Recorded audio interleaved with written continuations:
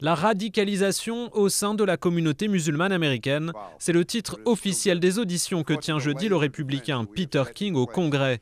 Un intitulé qui semble mettre tous les musulmans dans le même sac. Mais Peter King ne fait pas dans la nuance. Il a plusieurs fois affirmé que 80% des mosquées américaines étaient tenues par des extrémistes. Al-Qaïda tente de radicaliser la communauté musulmane américaine. Même si 99% des musulmans de ce pays sont des Américains extraordinaires, il n'empêche la communauté est visée par Al-Qaïda. Une provocation pour les associations musulmanes qui n'ont pas été invitées à témoigner. Elles accusent le parlementaire de mener une campagne de stigmatisation à grande échelle. On colle l'étiquette coupable à 7 millions de gens qui respectent la loi. Pas facile d'être musulman depuis le 11 septembre. Pour beaucoup d'Américains, islam égale terrorisme. Un amalgame en partie alimenté par cet attentat raté à Times Square, l'œuvre d'un Américain de confession musulmane. Tout comme l'auteur d'une fusillade mortelle dans une base militaire du Texas en 2009.